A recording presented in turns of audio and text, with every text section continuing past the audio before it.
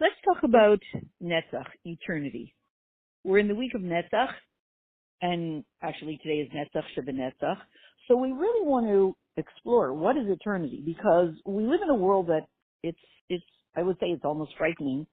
If you follow the political scene, let's say, whichever side you're on, depending on if you like the current administration or you like the one before, you're always living in fear that your candidate is doing all the things you want. And then what if the opposite candidate wins in 4 years and undoes everything, all of that? And then 4 years later they undo that, and then they undo that, and then they undo that, and then they undo that. And it feels like it's an endless merry-go-round. And I don't know if it felt this unpermanent ever, certainly in the last 50 years. It didn't feel like things are so unpermanent that one thing undoes another and you start all over again at square one. So what is this Netzach and Netzach Netzach? This absolute permanence that will be exemplified by the permanent Geula and the third Beis HaMikdash. So let's just spend a few minutes looking into the Dvar Malchus of Achrei Kedoshim to get some kind of an answer. And also, welcome to our Panini. This is Sarah Tovades. So we want to know the definition of Geula. And of course, there's a question that everybody's heard before. When we read the Pesach Haggadah, we read about 5 different expressions of how we were taken out. So, especially 4. And of all those words, the one, the Go'alti, is used as the word to express the redemption, Geula. And it's a really odd expression. It's a really strange choice. The Go'alti, Hashem says, I redeemed you. Sounds nice, except that we all know the word Geula from Go'alti, he redeemed us, redemption, is really similar to the word Gaila, which means complete galus.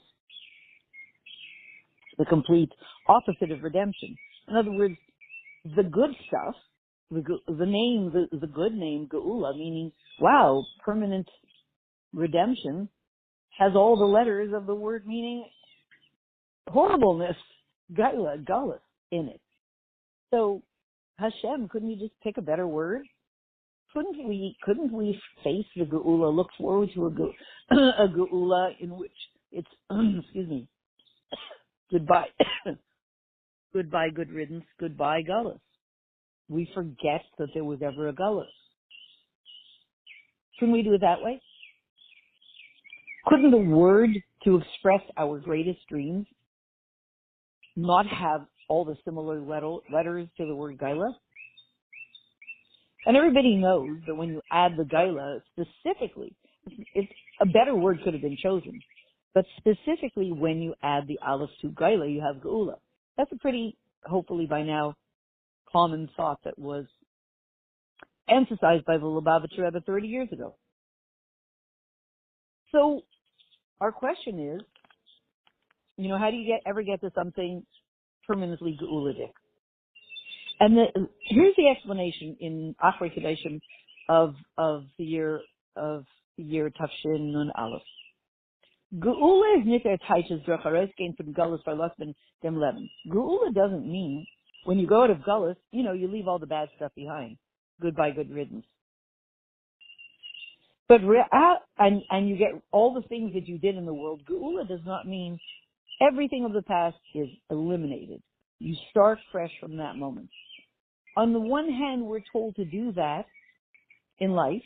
Start fresh from this moment, especially in business. At some point, cut your losses and just start from here, because otherwise you'll never climb out of the net.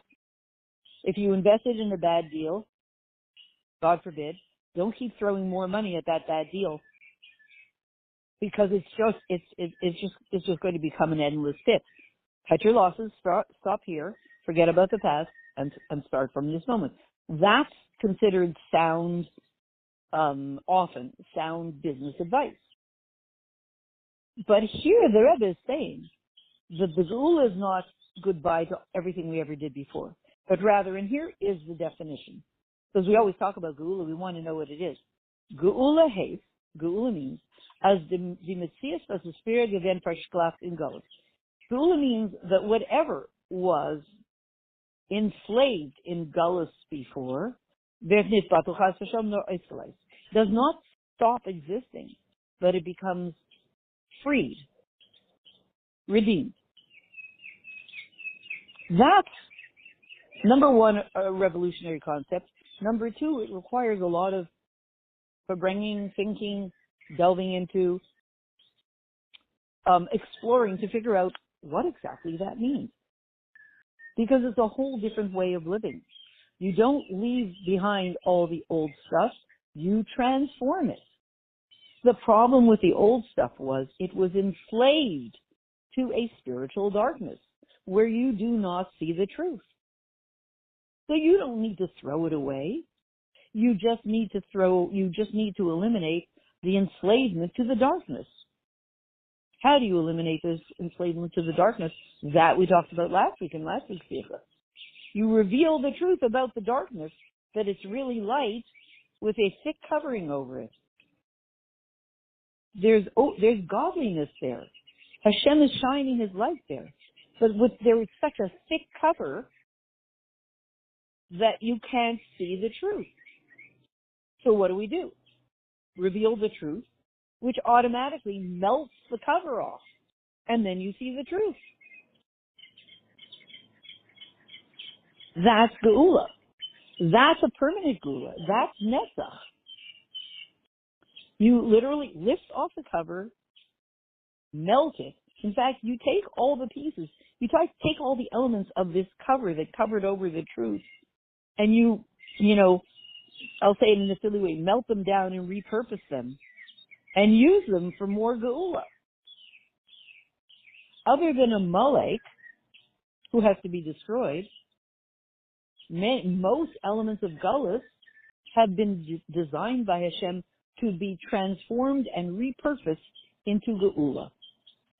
That's the concept of swords into plowshares. Not only physical swords into physical plowshares. If you drive on the highway in Canada from Ottawa to Toronto, there's a sign there, the Swords into Plowshares Museum, and I've always been intrigued about going to it. I don't know if it really exists, but it's a good sign. But that's the concept. You take the enemy and you repurpose the enemy into your ally, because the enemy has all of the elements of what you need to enrich your ally and your Geula. And that's why, as it says, the Rebbe is saying in the Sikha, all chiyuvdika things, all positive things in Gullus remain. But their Gullus piece is taken out. The Helm and Hester that covers over their truth. And die Verschlafelung zu die Darchei Teva v'Gashmis Olam, was kommt der von der Reis. The enslavement. What is the problem in Gullus? Not the physical world. The enslavement to the laws of nature, us believing that there is nothing higher than the laws of nature, and you can't fight City Hall. That's our problem. How we deal with the physical world, we'll see in a second. That is everything. But our problem in Gullus is, why do we not have yet anything eternal, an eternal Geula, and we're on the way to it? And what will the eternal Geula be? It will be, as we say, not throwing away all the old stuff, but repurposing it and using it for Geula. Everything gets used. All the positive things remain.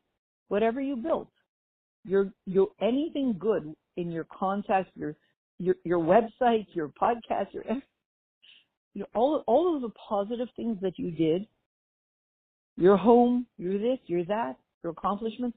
If it's positive, if it was for the purpose of holiness and done right, it will remain. What will melt away, what will be destroyed, will be the concealment over the truth, concealment over Hashem's light. That will be destroyed. And the enslavement to the laws of nature, and the enslavement to the Gashmias of the world, that will be destroyed. The Rambam says it will be a physical world, but the enslavement of the physical world will be gone. We will begin to discover our power and realize that, as I always say, parking spots, when you're looking at a parking spot, I was actually with somebody in the car yesterday, and they saw a spot and they drove up, and they got out, they stopped the car, double parked, got out, and kind of measured to see if the spot was big enough to get into. And then they eased in. Now I said, I know lots of people who just decide in their mind that the space between the two other cars, is going to widen, and it will for sure accommodate them. It's a different way. I said, try easing in and believe that this space will adapt itself to your car.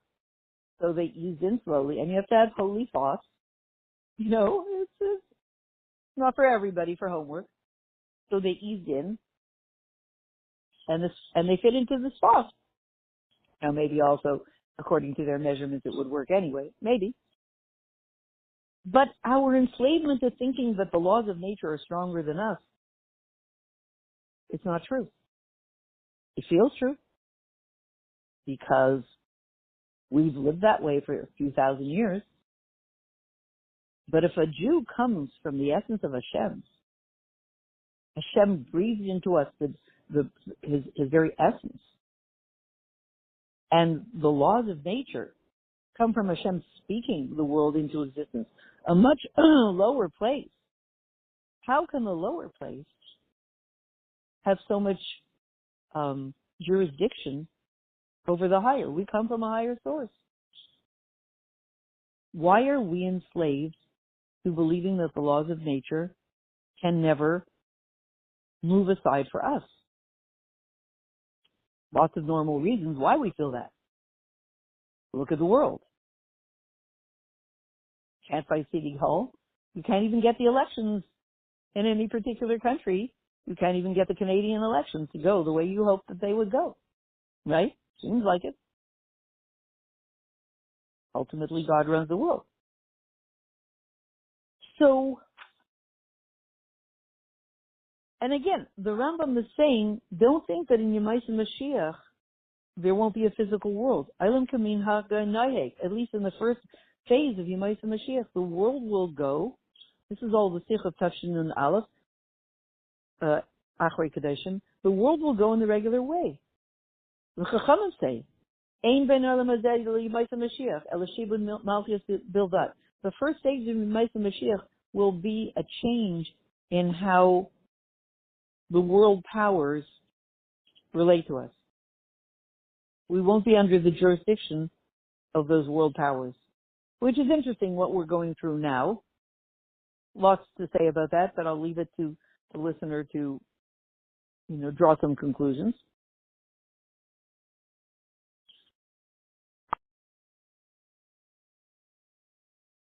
And we'll quote just a couple more things to explain this.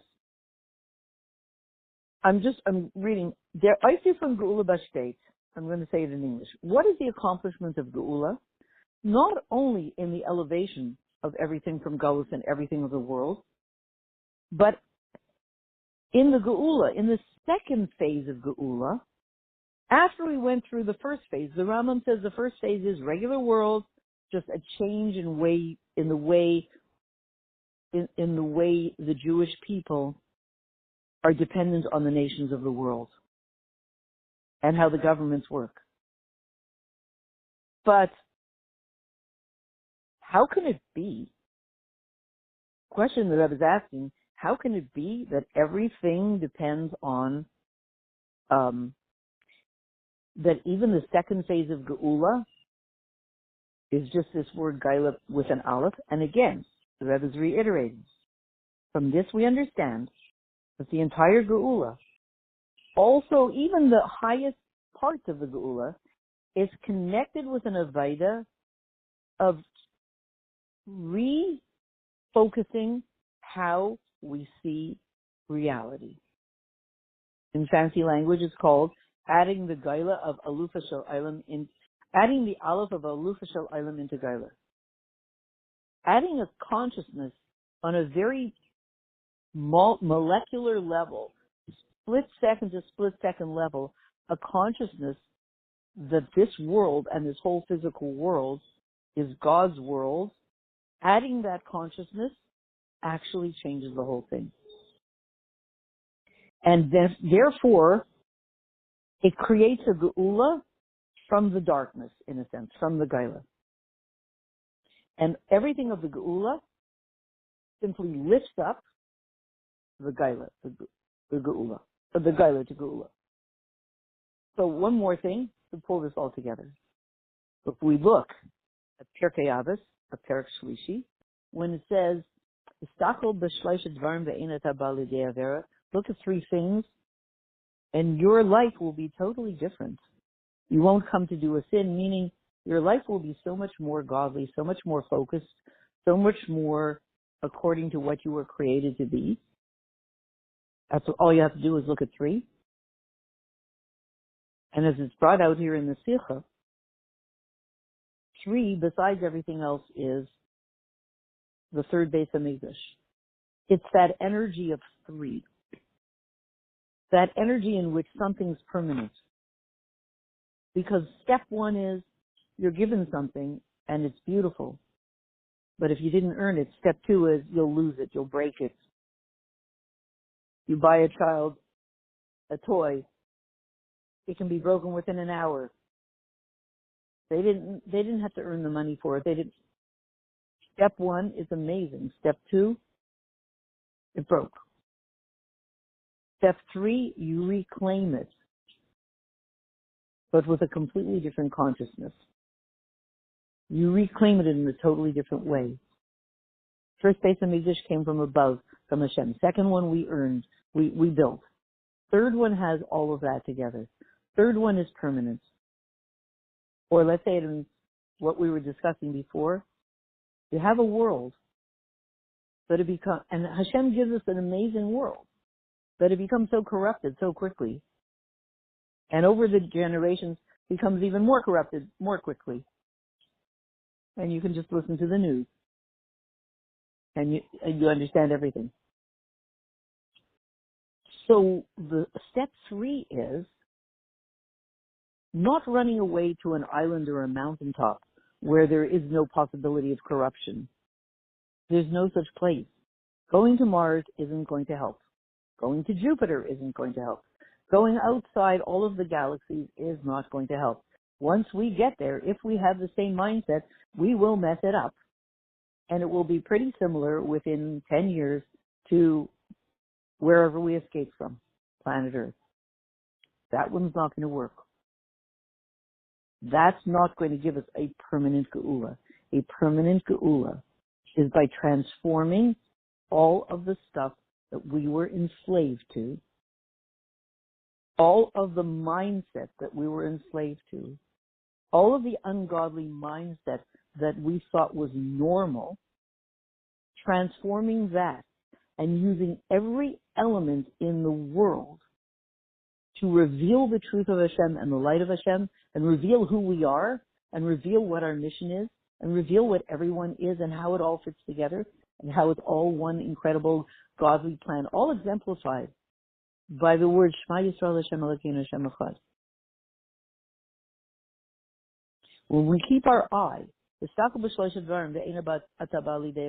when we keep our eye on the third base of Mikdash, it's the only physical structure that we can think of now, that we can relate to, that has that different energy, of that energy of permanence. It's a base of Mikdash that won't be destroyed. That energy of permanence, permanent godliness, permanent life. It's from a totally different frequency. Sometimes you feel it, especially if you're, but sometimes if you've been away for a very long time, you may stand in front of an Iron Kiddush, and if there aren't people around talking, you just walk into a shul, you're all by yourself, You stand in front of the Achrei Kedoshim, you feel an energy that isn't what you feel out on the street. It's very different. You feel there's something. You can feel Netzach. You feel something boundless, eternal. Netzach. Netzach shebenetzach. I won't even mention the idea of victory. Netzach is also victory. Victory over the darkness. I guess I am mentioning it. Victory over the darkness. You can only have victory. Netzach shebenetzach. Victory over the darkness when you've just taken the darkness and made it and made it into your friend and transformed it into your ally. And then there is nothing to be afraid of, because everything we see, we use for Geula. And that's why, that's the meaning of look at three things and you won't come to doing it there. Look at three things and you will be living a purpose, a mission, a life in which you're fulfilling your ultimate mission. Keep your eye on the third base of Mikdash. Anything, and we'll pull it together with this question. How much should you spend on a flower vase? The old way is people used to think, the gashmias of the world, the physical things of the world, they're the problem. Stop, just get rid of them. Don't spend too much money or don't buy too many shoes. Lots of Jewish people feel like it's okay to have 2 pairs of shoes, but not 20. 20 is unholy.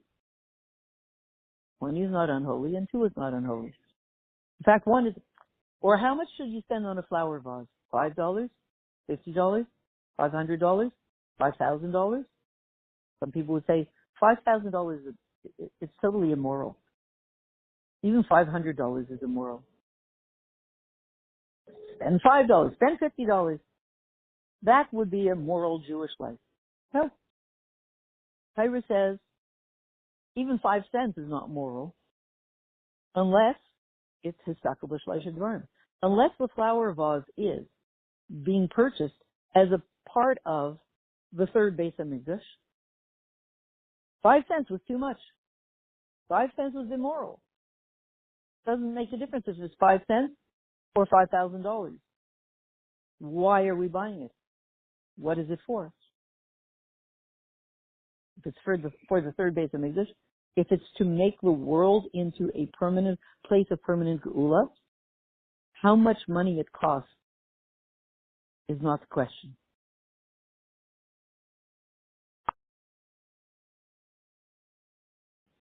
So let's sum up by saying, now we're seeing Netzach shebenetzach. Let's create on this day of Netzach shebenetzach. We have the potential this day, this week,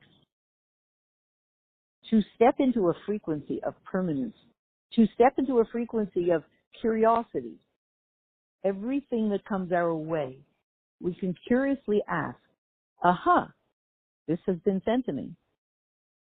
How can I now use this as another piece of the geula? Does it have any other function? No. If all gold was created for the base of Mikdash, essentially gold was created really for the base of Mikdash. The entire physical world, and all the elements in the world were created for the third base of Mikdash. And we can be curious in this week and ask ourselves, get used to on a minute-to-minute basis, asking ourselves, excuse me, this happened, or this is in front of me. How do I use it as the third base of Mikdash? Look at 3 things. Histakel b'shleisha dvarim. Let's keep our eye on the third base of Mikdash and bring about that eternal dwelling place so that we'll be grounded and solid and truthful and eternal and mission driven and deeply satisfied and feel deeply alive forever. Thank you so much.